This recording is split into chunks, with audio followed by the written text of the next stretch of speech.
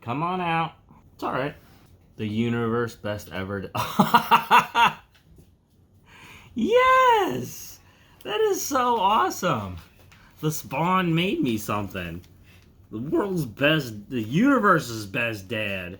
Boom. The universe's best ever dad. Oh, best ever dad. I'm sorry. I just had to show you guys this.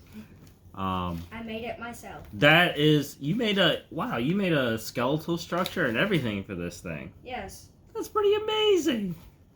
Yeah, I don't think it can really stand. Well, maybe you can redesign it so it could be heavy enough to hold up. I made it bigger than it was supposed to be. Yeah, that's actually pretty big, man. This is huge.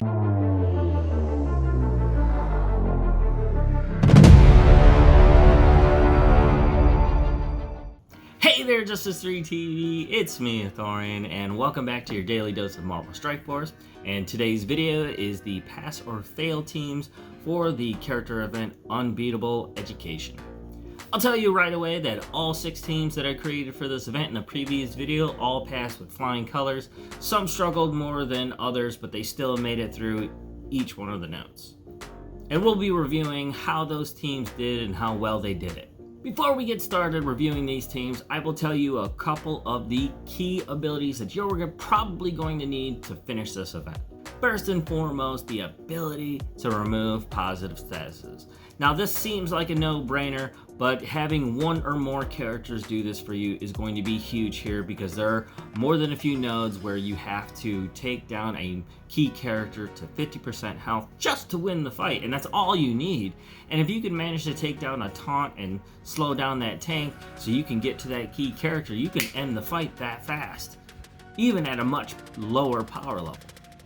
And I say Disrupt being another one of those key abilities because more times than not, they got Drax in there, and if you can remove his taunt, he's just going to come right over top of you with another taunt. And if you're fast enough with a character like Miles Morales or even, Karnak getting in there and getting that down just at the key moment where Drax can actually, he's slow enough to hold on to that Disrupt for you to be able to get to that key character quicker and take down their HP. And I'm just going to review each team, top to bottom, team 1 to 6.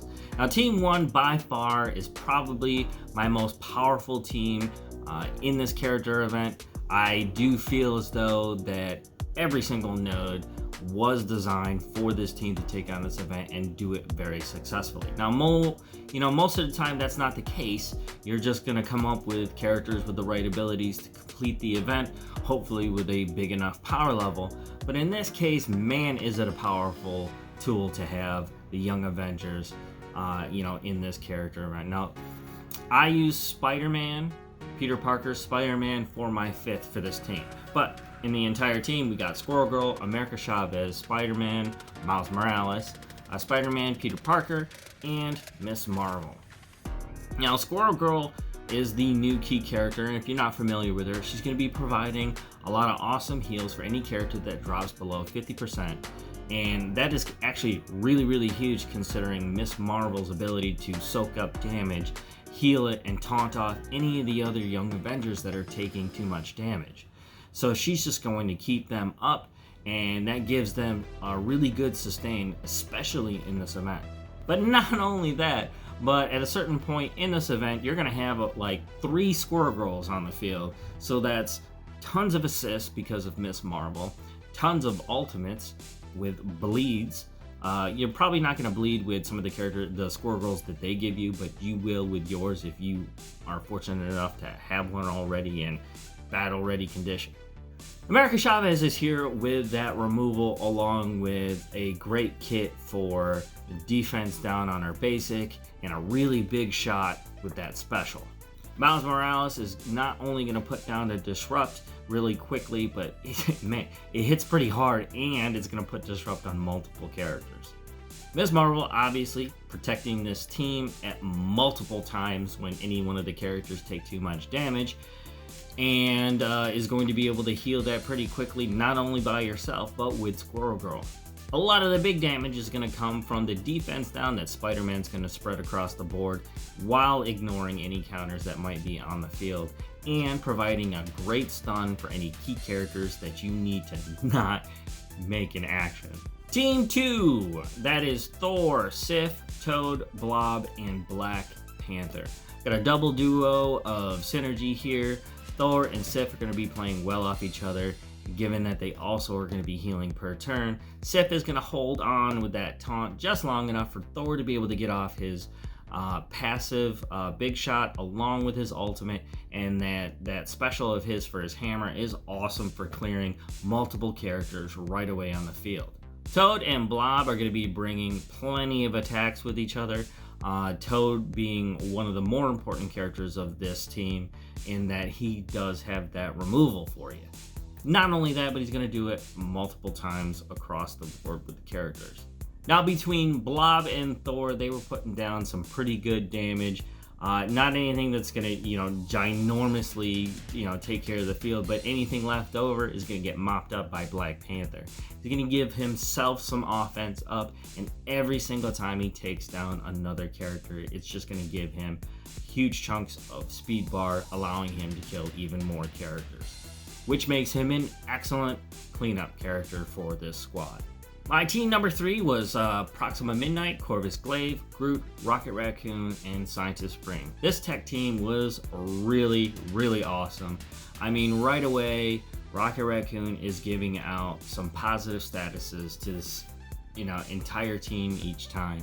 It's random, but it's still a bonus nonetheless. In Proxima Midnight and Corvus Glaive, especially since I have their basics T4 up, they play off each other every single turn, while at the same time removing those positive statuses.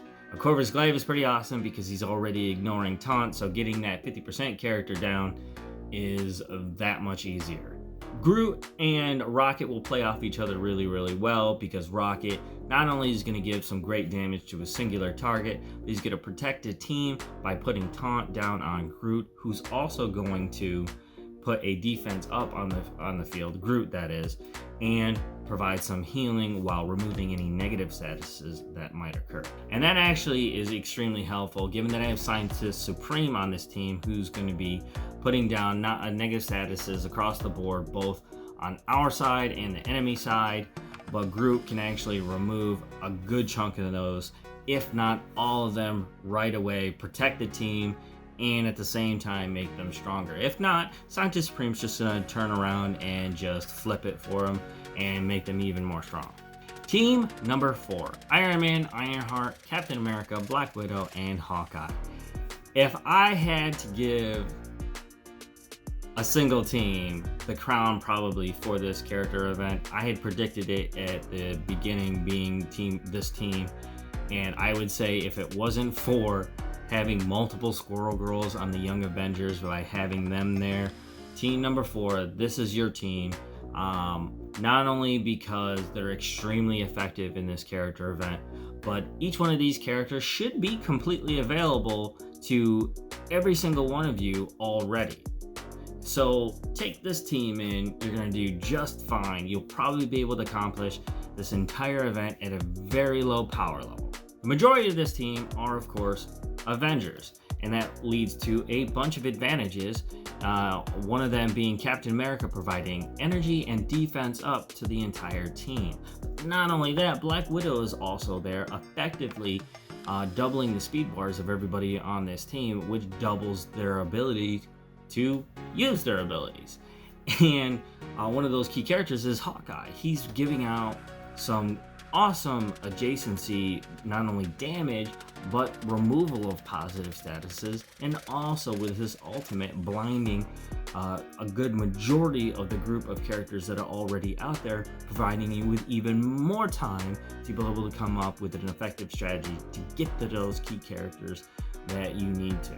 That's assuming, of course, that the duo of Iron Man and Ironheart aren't clearing the field already. More times than not, that's exactly what was happening with this duo, and they could pull it off multiple times given how fast they are and how much defense up is using. They're already armored. they're already pretty tough to take down to begin with. So, getting that defense up while at the same time being provided with a ton of speed just lays down almost too much damage for this character event to handle this team. Team number 5, even though their power level is near 300,000, well over what you would need to finish this character event, I would not recommend this combination of characters, and mostly that is going to be due to the Human Torch. He just can't take a hit.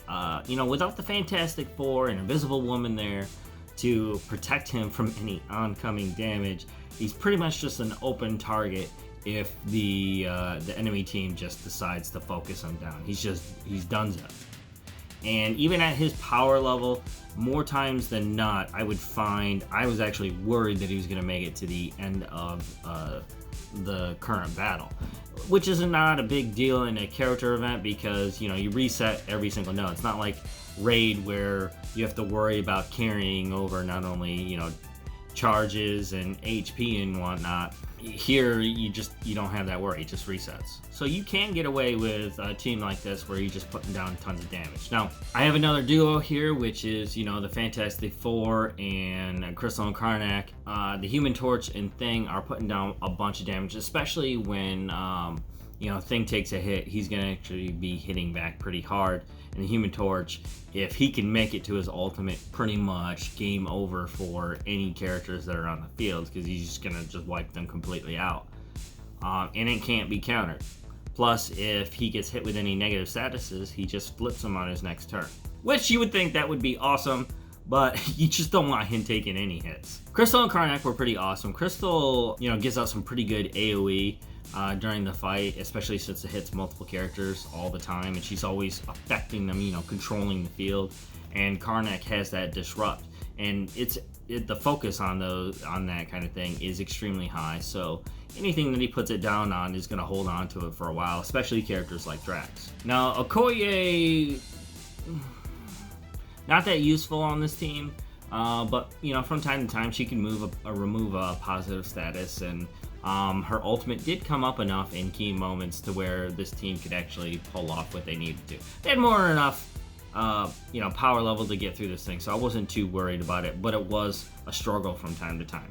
And really, that was more of a worry than it was a struggle. So team number 6 is by far the funnest team I had going through this character event, and that was a combination of Sinister 6 and X-Force. You got X-23, Negasonic, Domino, Shocker, and Vulture. Now, Negasonic's got that big removal, across the entire field, right away. Plus, it's just a huge bomb. And you got Domino that's going to set up Disrupt and, gives out evasion and things like that.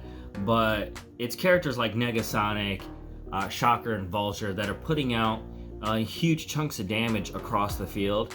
And X-23 just absolutely loves that shit because she's just going to come in and clean up, across the board. She's got that huge piercing ultimate that is going to go down on any weak character, ignoring taunt, which is extremely useful here. If I would have to say, other than, the ability to remove a taunt or putting down Disrupt, ignoring taunt is a powerful move. Probably one of the most powerful moves you can have, because more times than not, in this event, you're gonna be fighting through a taunt to get to a character that only needs to be brought down to 50% HP to win. But not only that, you got Vulture over here slowing everything down and deleting speed bar, while X-Force is just gaining speed bar. It's like one of those happy marriages of abilities that just worked out amazingly well. And Shocker right away is also going to be giving up offense up, not only to himself, but to Vulture as well, through their, turn 1 through 3. It's pretty amazing, given that Shocker's also going to give some AoE damage out in the form of adjacency, but it's more and more chip damage for X-23 to take advantage of. Given that this team is at the lowest power level, they absolutely dominated every single one of these nodes. If you have these characters at a powerful level, I would I would almost take them over Team 4, which is the Iron Avengers. I'd say if it was a choice, flip a coin between the two because they're both just going to destroy this character event. Well, there you have it, guys. That is the pass or fail for the teams that I came up for the Unbeatable Education character event for the character Squirrel Girl. I hope you enjoyed today's video, and I really hope you found some kind of use out of it. And if you did, consider liking this video, please. And if you're brand new to the channel, don't forget to subscribe. It's always on the right-hand side of the screen or down in the link in the description below. I sincerely hope that you guys do an awesome job on this character event. But more importantly, I hope you're having a ton of fun. Until next time, I'll see you guys later.